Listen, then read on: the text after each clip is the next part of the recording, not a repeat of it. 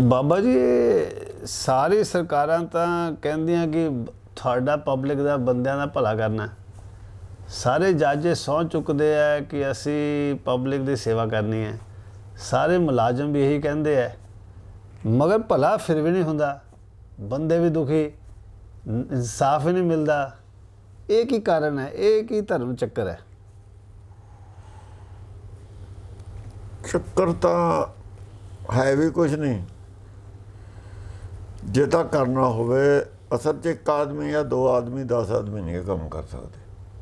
ਚਾਹੇ ਉਹ ਸਰਕਾਰ 'ਚ ਹੋਣ, ਚਾਹੇ ਉਹ ਮੁਲਾਜ਼ਮ ਹੋਣ,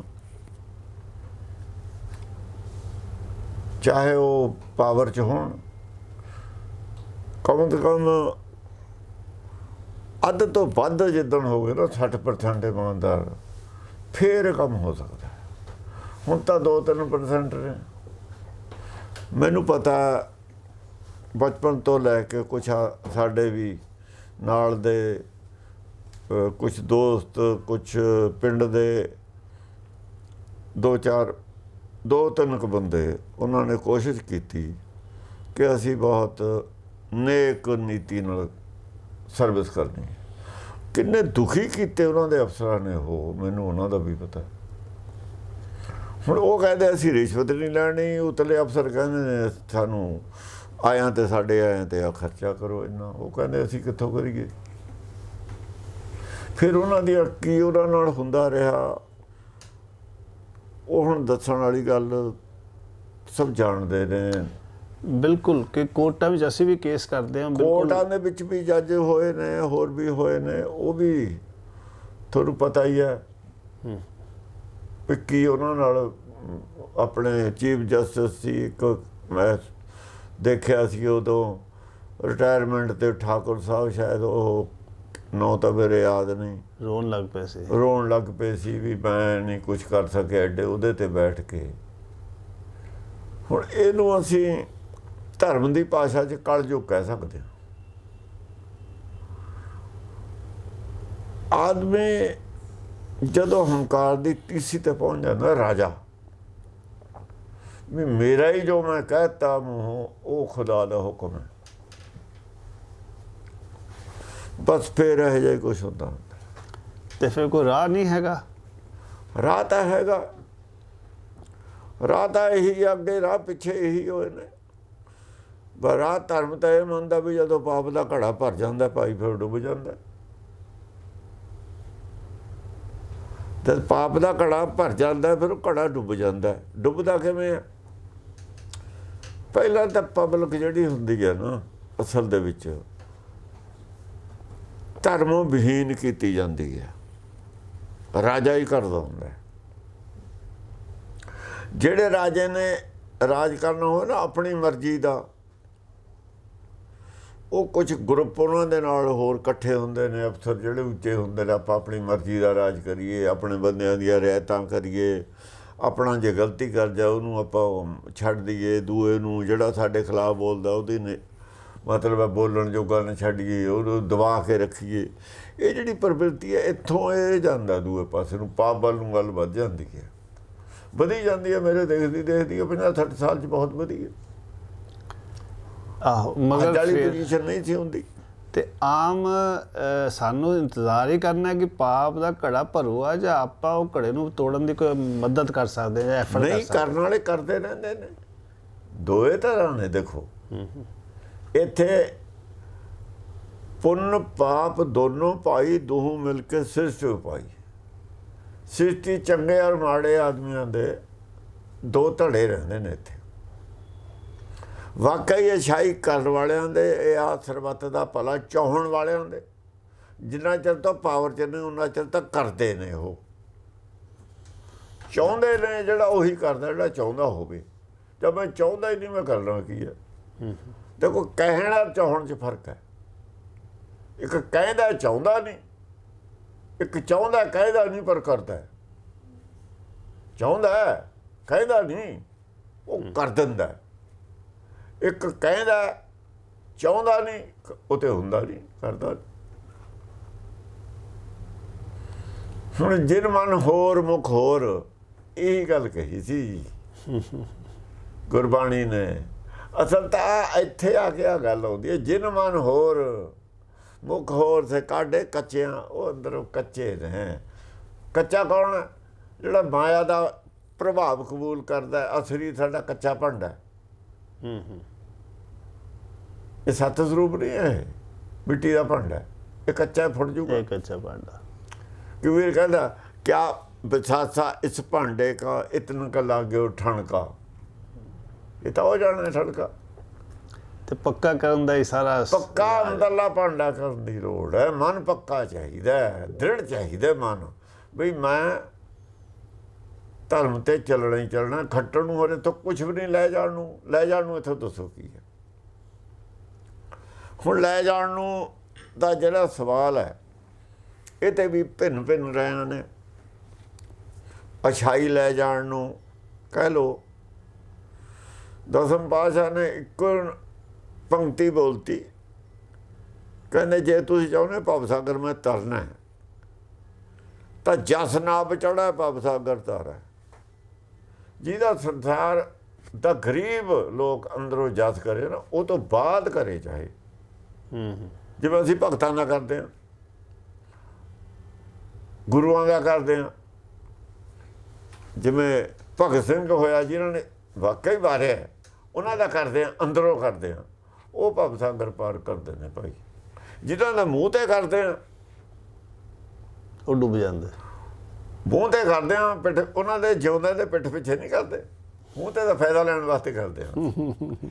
ਕੁਝ ਮੂੰਹ ਤੇ ਵੀ ਨਹੀਂ ਕਰਦੇ, ਵਿਰੋਧ ਵੀ ਕਰਦੇ ਨੇ। ਪਰ ਉਹ ਜਿਹੜਾ ਉਹਨਾਂ ਦਾ ਜਸ ਹੈ ਨਾ, ਉਹ ਜਸ ਦੇ ਭੁੱਖੇ ਹੁੰਦੇ ਨੇ। ਉਹਨਾਂ ਦੀ ਹਉਮੈ ਨੂੰ ਪੱਠੇ ਪੈਂਦੇ ਨੇ, ਜਸ ਸੁਣਦੇ ਨੇ ਆਪਣਾ। ਉਹ ਬੰਦੇ ਧਾਰਮਿਕ ਨਹੀਂ ਹੁੰਦੇ,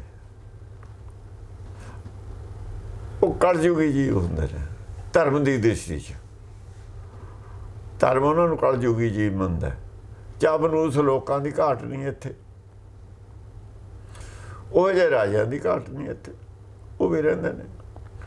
ਇਹ ਐਂ ਹੁੰਦਾ ਹੀ ਰਹਿੰਦਾ, ਕਦੇ ਸੱਚ ਉੱਤੇ, ਕਦੇ ਝੂਠ ਉੱਤੇ, ਕਦੇ ਝੂਠ ਉੱਤੇ, ਕਦੇ ਸੱਚ ਉੱਤੇ। ਇਹ ਜੀਵਨ ਲੀਲਾ ਚੱਲਦੇ ਰਹਿੰਦੇ, ਚੱਲਦਾ ਰਹਿੰਦਾ। ਇਹਦਾ ਮਤਲਬ ਫਿਕਰ ਨਹੀਂ ਜ਼ਿਆਦਾ ਕਰਨਾ ਚਾਹੀਦਾ। ਸਾਡੇ ਫਿਕਰ ਕਰੇ ਤੇ ਨਹੀਂ, ਇੱਛਾ ਰੱਖਣੀ ਚਾਹੀਦੀ ਹੈ। ਫਿਕਰ ਕਰੇ ਤਾਂ ਫਿਰ ਕੀ ਹੋ ਜੂ? ਫਿਕਰ ਤਾਂ ਨਹੀਂ, ਸੱਚ ਦੇ ਲੜਨ ਲਈ ਦੇਖੋ ਨਾ, ਫਿਕਰ ਦੇ ਵਿੱਚ ਥੋੜਾ ਜਿਹਾ ਐਂ ਹੋ ਜਾਂਦਾ। ਫਿਕਰ 'ਚ ਆਦਮੀ ਡਿਸਹਾਰਟਡ ਹੋਇਆ ਫਿਕਰ ਕਰਦਾ। ਹੁਣ ਮਾਹੌਲ ਇਹੋ ਜਿਹਾ ਹੈ ਨਾ ਕਿ ਲੋਕ ਡਿਸਹਾਰਟਡ ਹੋ ਗਏ ਕਿ ਆਪਾਂ ਜੋ ਵੀ ਕਰਦੇ ਹਾਂ ਨਹੀਂ, ਫਿਰ ਉਹਦੇ ਖਾਤਰ ਕੁਝ ਹੁੰਦਾ ਨਹੀਂ। ਸਾਨੂੰ એનર્ਜੀ ਮਿਲੀ ਹੈ ਨਾ ਗੁਰਬਾਣੀ 'ਚੋਂ। ਗੁਰੂ ਨਾਨਕ ਕਹਿੰਦਾ ਨਾਨਕ ਚਿੰਤਾ ਮਤ ਕਰੋ। ਚਿੰਤਾ ਕੀ, ਉਹਨੂੰ ਫਿਕਰ ਨਹੀਂ ਹੈ ਕਰਦਾ। ਜਿਹਦੀ ਔਲਾਦ ਨਾਲ ਧੱਕਾ ਹੁੰਦਾ ਉਹਨੂੰ ਫਿਕਰ ਹੈ ਨਹੀਂ। ਫਿਕਰ ਉਹਨੂੰ ਹੈ। ਸਾਨੂੰ ਦੁੱਖ ਹੈ ਬਈ ਤੇਰੀ ਔਲਾਦ ਨਾਲ ਤੂੰ ਸਮਰੱਥ ਹੈ, ਸਰਵ ਸ਼ਕਤੀਮਾਨ ਨਾਲ ਹੈ, ਮਾਨ ਹੈ। ਤੇਰੀ ਔਲਾਦ ਨਾਲ ਆਏ ਲੋਕ ਪਰ ਕਰਦੇ ਤਾਂ ਤੇਰੀ ਮਰਜ਼ੀ ਨਾਲ ਨੇ, ਉਹਦੀ ਮਰਜ਼ੀ ਤੋਂ ਬਿਨਾਂ ਨਹੀਂ ਹੁੰਦਾ। ਥੋੜੀ ਜਿਹੀ ਹੈ ਜੋ ਤੂੰ ਰਿਆਇਤ ਕਰਦਾ ਉਹਨਾਂ ਦੀ, ਦੇਖਦਾ ਉਹਨਾਂ ਨੂੰ, ਦੇਖਦਾ ਹੈ ਪਰ ਅਜੇ ਕੁਝ ਕਹਿੰਦਾ ਨਹੀਂ, ਸ਼ਾਇਦ ਦੂਆਂ ਨੂੰ ਨਸੀਹਤ ਦੇਣ ਵਾਸਤੇ। ਇਹ ਵੀ ਤਾਂ ਹੁੰਦਾ। ਤੇ ਕਦ ਤੱਕ ਸਬਰ ਰੱਖੀਏ? ਸਬਰ ਤਾਂ ਕਦ ਤੱਕ ਦਾ ਨਹੀਂ ਹੁੰਦਾ। ਸਬਰ ਦਾ ਕੋਈ ਮਿਆਦ ਨਹੀਂ ਹੈ ਰੱਖਣ ਦੀ। ਜ਼ੁਲਮ ਫਿਰ ਜਦ ਤੱਕ ਰੱਖੀਏ ਤਾਂ ਮਤਲਬ ਬਾਅਦ ਤੇ ਸਬਰ ਬੇਸਬਰ ਹੋ ਜੀ। ਨਹੀਂ, ਜ਼ੁਲਮ ਦੇ ਖਿਲਾਫ ਲੜੀਏ ਕਿ ਸਬਰ ਰੱਖੀਏ? ਨਹੀਂ, ਇਹ ਲੜਾਈ ਵਿਚਾਰਾਂ ਦੀ ਹੈ। ਅੱਛਾ, ਲੜਾਈ ਸਬਰ ਨਾਲ ਲੜਨਾ ਹੈ। ਸਬਰ ਸਭ ਤੋਂ ਵੱਡਾ ਹਥਿਆਰ ਹੈ। ਜ਼ਬਰ ਦੇ ਨਾਲ ਸਬਰ ਨਾਲ ਲੜੂ ਤਾਂ ਜਿੱਤਦਾ। ਜੇ ਜ਼ਬਰ ਨਾਲ ਜ਼ਬਰ ਦੀ ਲੜਾਈ ਲੜਨ ਲੱਗਾ ਫਿਰ ਸੰਸਾਰੀ ਲੜਾਈ ਹੋ ਜੂ। ਤਾਂ ਇਹਦਾ ਮਤਲਬ ਕਿਸਾਨਾਂ ਨੂੰ ਸਭ ਤੋਂ ਵੱਡਾ ਪਰਮੇਸ਼ਰ ਕੋਲ ਸਬਰ ਹੈ ਨਾ, ਸਬਰ ਉਹ ਰੱਖਦਾ। ਇਹਦਾ ਮਤਲਬ ਮੌਜੂਦਾ ਕਿਸਾਨ ਅੰਦੋਲਨ ਦੇ ਵਿੱਚ ਜੋ ਸਬਰ ਦਿਖਾ ਰਹੇ ਹੈ, ਉਹੀ ਸਭ ਤੋਂ ਵੱਡਾ ਹਥਿਆਰ ਔਰ ਰਸਤਾ ਉਹਨੇ ਹੈ। ਜੜ੍ਹਾਂ ਹਲਾਈਆਂ ਪਈਆਂ ਸਬਰ ਨੇ। ਸੋ ਇਹਦਾ ਮਤਲਬ ਸਬਰ ਤੋਂ ਇਲਾਵਾ ਉਹਨਾਂ ਨੂੰ ਹੋਰ ਕਰਨ ਦੀ ਲੋੜ ਨਹੀਂ। ਨਾ ਸਬਰ ਉਹੀ ਬਹੁਤ ਹੈ। ਜਿਹੜੇ ਸਬਰ ਤੋੜਦੇ ਨੇ ਨਾ, ਉਹ ਨੁਕਸਾਨ ਉਹਨਾਂ ਦਾ ਕਰਦੇ ਨੇ। ਉਹ ਨੁਕਸਾਨ ਕਰਦੇ ਨੇ। ਸਬਰ ਤਾਂ ਸਰਕਾਰ ਤੜਾਉਂਦੀ ਹੈ ਉਹਨਾਂ ਦਾ। ਜਿਹੜੇ ਸਬਰ ਜਿਨ੍ਹਾਂ ਦਾ ਟੁੱਟਦਾ ਹੈ, ਉਹਨਾਂ ਦੀ ਬੁੱਧੀ ਘੱਟ ਹੈ। ਜਾਂ ਤਾਂ ਮੈਂ ਇਹ ਨਹੀਂ ਕਹਿੰਦਾ ਬੇਈਮਾਨ ਨੇ ਉਹ ਜਾਂ ਗੱਦਾਰ ਨੇ, ਉਹ ਭਾਈ ਇਹ ਮੰਨ ਲੈਣ ਜਿਹਦਾ ਸਬਰ ਟੁੱਟਦਾ ਨਾ ਵੀ ਮੇਰੇ ਕੋਲ ਅਕਲ ਘੱਟ ਹੈ।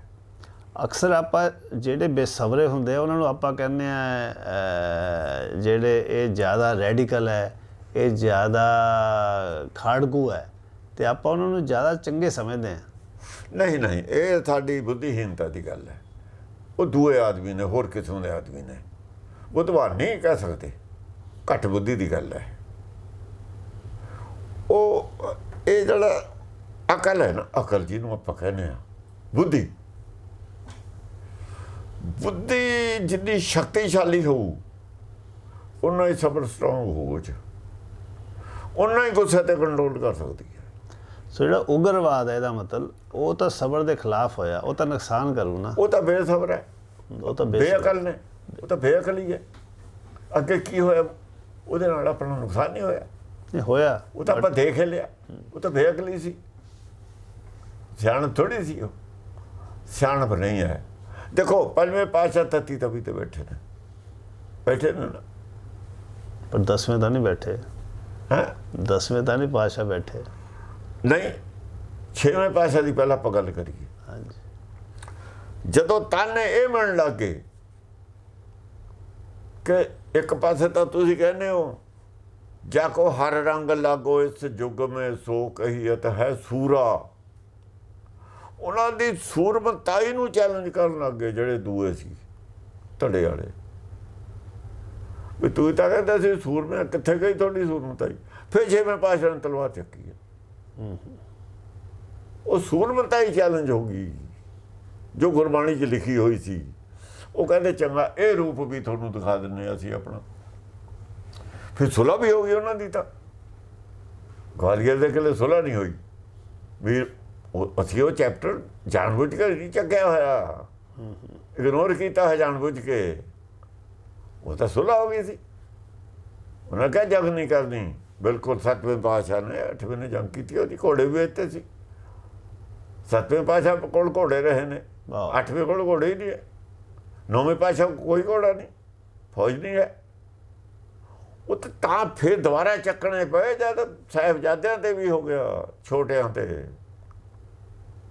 ਜੇ ਛੋਟੇ ਸਾਹਿਬਜ਼ਾਦੇ ਤੇ ਨਾ ਹੁੰਦਾ ਸ਼ਾਇਦ ਫਿਰ ਬੰਦੇ ਬਹਾਦਰ ਨੂੰ ਭੇਜਣ ਦੀ ਲੋੜ, ਉਹਨਾਂ ਨੂੰ ਸਿੰਘਾਂ ਨੂੰ ਭੇਜਣ ਦੀ ਲੋੜ ਨਹੀਂ ਸੀ ਪੈਣੀ।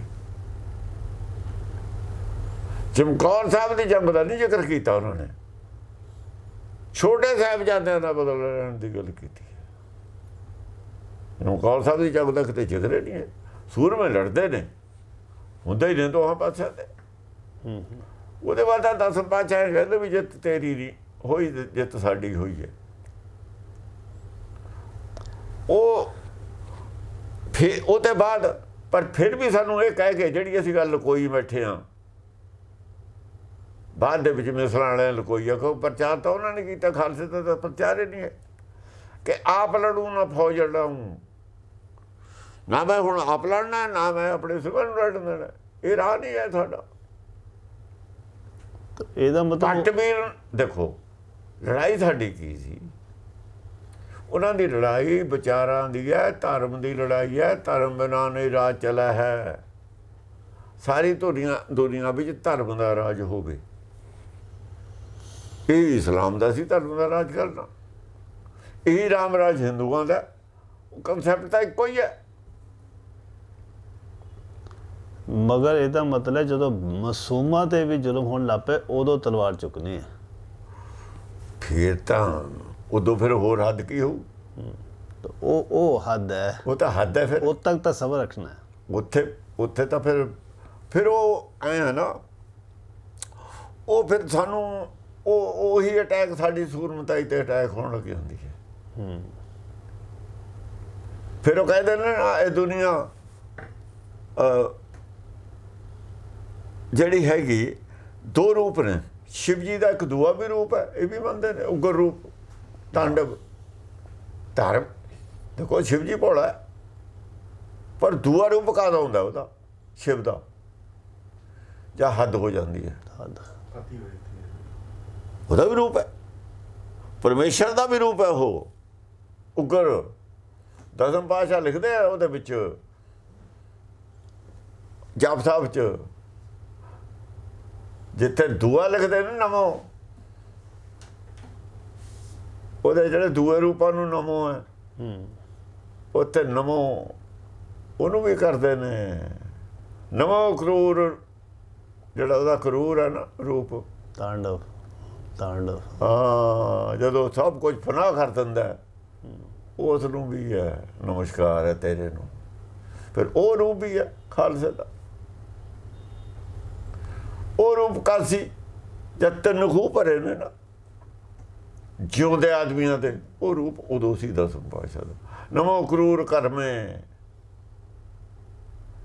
ਕਿਉਂ ਭਰੇ ਜਿਉਂਦੇ, ਕਿਉਂ ਸਾਡੇ? ਅੱਜ ਅਸੀਂ ਤਾਂ ਕੋਰਟਾਂ ਵੀ ਨਹੀਂ ਮੰਨਦੀ ਇਹ ਗੱਲ ਨੂੰ, ਤਾਂ ਕੋਈ ਨਹੀਂ ਮੰਨਦਾ ਵੀ ਐਸਾ ਕਰਨਾ ਚਾਹੀਦਾ। ਨਹੀਂ, ਧਰਮ ਮੰਨਦਾ ਐਸਾ ਹੀ ਕਰਨਾ ਚਾਹੀਦਾ। ਕਿਉਂ? ਉਹਨਾਂ ਨੇ ਕੂੜ ਡੋਬੇ ਪੂਰ, ਉਹਨਾਂ ਨੇ ਬੋਡੀ ਨੂੰ ਕਤਲ ਕਰਨਾ ਬਹੁਤ ਥੋੜਾ ਜੁਰਮ ਹੈ, ਆਦਮੀ ਨੂੰ ਕਤਲ ਕਰਨਾ। ਉਹਨਾਂ ਦੀ ਆਤਮਾ ਨੂੰ ਜਿਹੜੀ ਬੁੱਧ ਹੈ ਉਹਨੂੰ ਉਲਟੇ ਅਰਥਾਂ ਦੇ ਨਾਲ ਕਰਕੇ, ਜਿਹੜੇ ਉਹਦੇ ਜਨਮ ਦੇ ਉਹਨੂੰ ਉਲਟੇ ਧਰਮ ਤੋਂ ਉਲਟੇ ਰਾਹ ਪਾਉਣਾ ਜ਼ਿਆਦਾ ਜੁਰਮ ਹੈ, ਵੱਡਾ ਜੋ।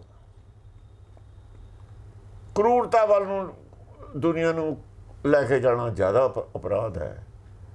ਜਿਨ੍ਹਾਂ ਨੇ ਵੇਦ ਨੂੰ ਛਡਾ ਕੇ ਸਿਮਰਤ ਸ਼ਾਸਤਰ ਵੱਲ ਨੂੰ ਜਿਹੜੇ ਲੈ ਕੇ ਆਏ ਨੇ, ਅੱਜ ਤਾਈਂ ਉਹ ਕੂੜ ਉਹਨਾਂ ਦਾ ਪੂਰਾ ਦੇ ਪੂਰ ਡੋਬਦਾ ਹੀ ਚਲਾ ਗਿਆ। ਤਾਂ ਹੀ ਤਾਂ ਕਲਯੁਗ ਆਇਆ। ਜੇ ਅਸੀਂ ਧਾਰਮਿਕ ਹੋਈਏ ਤਾਂ ਆ ਸ਼ਾਂਤੀ ਕਿਉਂ ਹੋਵੇ? ਸਾਡੇ ਇਹਨੇ ਸੰਤਾਂ ਦੇ ਅਸੀਂ ਚੇਲੇ, ਅਸੀਂ ਜਾ ਕੇ ਮੰਦਿਰਾਂ ਦੇ ਵਿੱਚ ਕੀ ਨਹੀਂ ਕਰਦੇ, ਮੱਥੇ ਟੇਕਦੇ ਹਾਂ,